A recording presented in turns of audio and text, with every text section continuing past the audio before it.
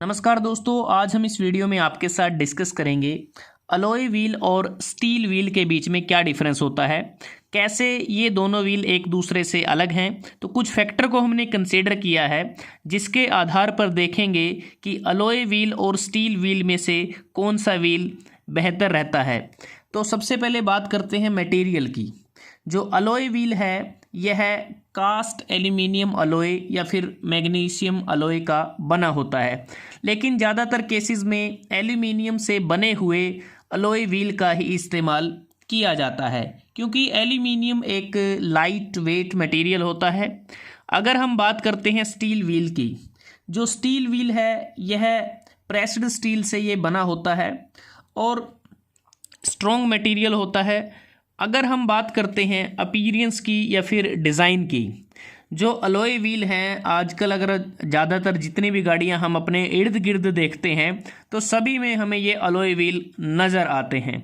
दिखने में काफ़ी सुंदर होते हैं, काफ़ी शाइनी होते हैं, काफ़ी ज़बरदस्त डिज़ाइन इनका हमें देखने को मिलता है। ये देखें, आप डायग्राम में देखें तो अलग अलग वेरिएंट आपको डिज़ाइन के इसमें नज़र आते हैं। काफ़ी इंट्रिकेट शेप भी इसमें बनी होती हैं डिज़ाइन में, और एक प्रकार से इसमें हमें ज़्यादा जो स्पोक्स बने होते हैं इनका ज़्यादा ऑप्शन हमें मिल जाते हैं और काफ़ी अट्रैक्टिव भी लगते हैं ये देखने में। अगर इनके कंपैरिजन में हम स्टील व्हील को देखते हैं, जो स्टील व्हील होते हैं ये वैसे तो ब्राइट होते हैं, लेकिन इस केस में जो स्टाइल होता है, जो स्पोक का डिज़ाइन होता है वो लिमिटेड होता है। उसके बाद कास्ट एबिलिटी ऑफ रिम, जो ये अलॉय व्हील है इसमें अगर हम बात करें, इसको बड़ी आसानी से कास्ट किया जा सकता है। इसे कास्टिंग से भी बनाया जा सकता है, फोर्जिंग प्रोसेस के द्वारा भी बनाया जा सकता है। कारों में इस्तेमाल होने वाले अलॉय व्हील कास्टिंग के द्वारा बनाए जाते हैं। हैवी व्हीकल में इस्तेमाल होने वाले अलॉय व्हील फोर्जिंग प्रोसेस के द्वारा बनाए जाते हैं। जबकि जो स्टील व्हील होते हैं इनको कास्ट करना थोड़ा सा डिफ़िकल्ट रहता है। Number of pieces in a rim, इसका मतलब ये है कि जो रिम होता है वो कितने नंबर ऑफ पीसीज से मिलकर बना होता है। दोनों के केस में सेम ही है। अलॉय व्हील ये सिंगल पीस में भी हो सकता है और 2 पीसीज से भी मिलकर बना हो सकता है। उसी प्रकार जो स्टील व्हील है यह भी सिंगल पीस या 2 पीसीज में मिलकर बना हो सकता है। उसके बाद बात आती है रिम विड्थ की। जो रिम विड्थ है, रिम विड्थ की अगर हम बात करें, ये वाला जो पोर्शन है कि इसकी जो रिम की जो विड्थ है वो अलॉय व्हील के केस में ज़्यादा होती है, और जिससे क्या है कि जो वाइडर रिम हमें मिल जाता है और इस पर हम क्या है कि वाइड जो टायर होते हैं उसको फिट कर सकते हैं, जिससे क्या है कि रोड का जो एडहेशन है वो बढ़ जाता है और व्हीकल को स्टेबिलिटी मिलती है। लेकिन स्टील व्हील के केस में जो रिम की विड्थ है अलॉय व्हील के कंपैरिजन में वो कम रहती है। अब बात करते हैं वेट की। अब वेट की बात करें तो अलॉय व्हील स्टील व्हील के कंपैरिजन में लाइट होते हैं। लाइट अलॉय व्हील, इनका जो वेट है वो कम रहता है, जिससे हमें बेटर हैंडलिंग मिलती है हमारी ड्राइविंग में। लेकिन जो स्टील व्हील्स होते हैं ये काफ़ी हैवी वेट होते हैं, और जिससे क्या है एक एक्स्ट्रा इनर्शिया जनरेट होता है इसके हैवी वेट के कारण। और कई बार क्या है कि जो ड्राइव ट्रेन जब ब्रेक होती है तो उसमें भी इसके वेट का ही मेन कारण रहता है। Effect on up spring weight of suspension system. अब लाइट वेट है अलॉय व्हील, तो इस केस में ये जो इफ़ेक्ट है ये भी कम रहता है, और लाइट वेट होने के कारण लेकिन हैंडलिंग है जो व्हीकल की वो इम्प्रूव हो जाती है, फ्यूल इकोनॉमी भी इम्प्रूव होती है। लेकिन स्टील व्हील के केस में जो इफ़ेक्ट है up spring weight of suspension system पर वो ज़्यादा रहता है, और जिससे क्या है सस्पेंशन सिस्टम पर स्ट्रेन पैदा होता है और जिससे फ्यूल इकोनॉमी भी कम हो जाती है। उसके बाद है ड्यूरेबिलिटी और डिफॉर्मेशन अंडर लोड।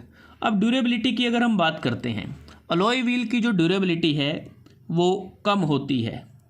इसका मतलब ये है कि कम मजबूत हम इसको कह सकते हैं, क्योंकि इसमें क्या है कि ये बैंड हो सकता है और इसमें जो क्रैकिंग है वो भी आसानी से आ जाती है। लेकिन जो स्टील व्हील होता है ये काफ़ी ड्यूरेबल होता है, काफ़ी मजबूत होता है, इसको आसानी से बैंड और क्रैक होने के चांसेस इसमें कम रहते हैं।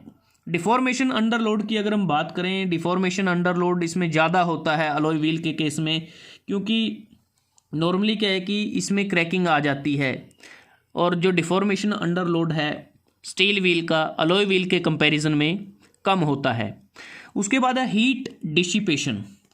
हीट डिसिपेशन की अगर बात करें तो अलॉय व्हील के केस में हीट डिसिपेशन बहुत ही बढ़िया होता है, क्योंकि जो अलॉयज़ हम इसमें इस्तेमाल करते हैं वो बेसिकली गुड कंडक्टर होते हैं हीट के, और गुड कंडक्टर हीट के होने के कारण जो ब्रेक और टायर हैं उसके लिए हमें एक बिल्कुल कूलिंग रनिंग मिलती है, कूलर रनिंग मिलती है। तो एक प्रकार से ब्रेक और टायर से जो हीट डिसिपेट होता है वो बहुत ही बढ़िया होता है अलॉय व्हील के केस में। लेकिन जो स्टील व्हील है यहाँ पर अलॉय व्हील के कंपैरिजन में हीट डिसिपेशन कम होता है। दूसरी बात अगर हम देखें, यहाँ पर जो स्पोक्स बने होते हैं इसके जो डिज़ाइंस में, यहाँ से एयर भी ज़्यादा एंटर करती है तो कूलिंग रहती है, ज़्यादा हीट डिसिपेट हो जाती है। अगर हम स्लोट देखते हैं स्टील व्हील के केस में, काफ़ी कम एयर जो है वो एंटर करती है throughout the wheel as comparison to alloy wheel. उसके बाद है impact and fatigue strength.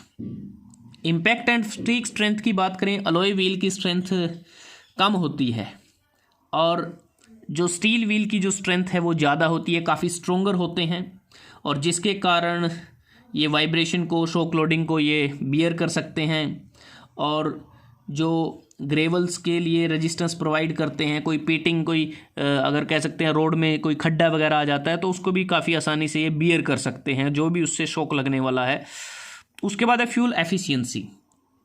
Fuel efficiency alloy wheel के केस में बहुत बढ़िया है, क्योंकि इसका ओवरऑल जो वेट है वो कम हो जाता है, क्योंकि जो व्हीकल का वेट भी कम होगा, क्योंकि जो अलॉय व्हील है उसका वेट कम है, और जो फ्लाई व्हील जो इफ़ेक्ट होता है व्हील का वो कम एनर्जी को अब्जॉर्व करता है, और जिससे क्या है फ्यूल कंजप्शन की सेविंग होती है। जब हम गाड़ी को एक्सेलरेट करते हैं, स्पीड अप करते हैं, या फिर जिस टाइम हम गाड़ी को ब्रेक लगाते हैं, स्लो डाउन करते हैं, तो उन दोनों केसेस में जो रोटेशनल मासेस हैं वो कम होते हैं और फ्यूल कंजप्शन की सेविंग होती है। अलॉय व्हील के केस में ये सारी वजह होती है, इसका वेट कम है। लेकिन स्टील व्हील के कंपैरिजन में इसका बिल्कुल उल्टा होता है, जिसके कारण जो फ्यूल एफिशिएंसी है वो इस केस में कम होती है हैवी वेट होने के कारण। कोरोजन रेजिस्टेंस की अगर हम बात करते हैं, अलॉय व्हील काफ़ी एक्सीलेंट होते हैं कोरोजन रेजिस्टेंस के लिए, काफ़ी बढ़िया कोरोजन रेजिस्टेंस ये प्रोवाइड करते हैं। लेकिन जो स्टील व्हील है इनका जो कोरोजन रेजिस्टेंस है बहुत ही पुअर होता है, इसमें ईजिली रस्ट लग सकता है जब भी ये ह्यूमिड इन्वायरमेंट के कॉन्टैक्ट में आते हैं। रिपेयर की बात कर लेते हैं, अलॉय व्हील को आसानी से रिपेयर नहीं किया जा सकता, और इसके लिए अगर हम बात करें काफ़ी एक्सपेंसिव इसकी रिपेयरिंग होती है, या फिर हमें फ्रिक्वेंट क्लीनिंग की भी इसमें आवश्यकता पड़ती है अगर मेंटेनेंस की बात करते हैं। स्टील व्हील के केस में इसको बड़ी आसानी से रिपेयर किया जा सकता है, और क्योंकि जो स्टील व्हील है एक प्रकार से मेलिएबल भी होते हैं, और दूसरा इसमें अगर कोई बैंड वगैरह हो जाता है थोड़ा बहुत तो उसको हम सीधा हैमरिंग के द्वारा हैमर करके भी उसको ठीक किया जा सकता है। कॉस्ट की बात करते हैं, अलॉय व्हील स्टील व्हील के कंपैरिजन में एक्सपेंसिव होते हैं, तकरीबन 50% कॉस्ट इनकी ज़्यादा होती है स्टील व्हील के कंपैरिजन में, और जो स्टील व्हील हैं अलॉय व्हील के कंपैरिजन में चीप होते हैं, सस्ते होते हैं। उसी प्रकार से मटेरियल कॉस्ट की भी अगर हम बात कर लेते हैं, जो अलॉय व्हील का मटेरियल कॉस्ट है वो भी ज़्यादा एक्सपेंसिव होता है, जबकि स्टील व्हील का चीप होता है। तो दोस्तों आज हमने इस वीडियो में आपके साथ डिस्कस किया अलॉय व्हील और स्टील व्हील के बीच में क्या क्या डिफरेंसेस होते हैं, कैसे ये एक दूसरे से अलग हैं। तो दोस्तों अगर आपको ये वीडियो अच्छा लगा आप इसको लाइक कर सकते हैं, शेयर कर सकते हैं अपने दोस्तों के साथ, स्टूडेंट्स के साथ। जल्दी हाजिर होते हैं एक नए वीडियो के साथ, तब तक के लिए धन्यवाद। आपका दिन शुभ रहे।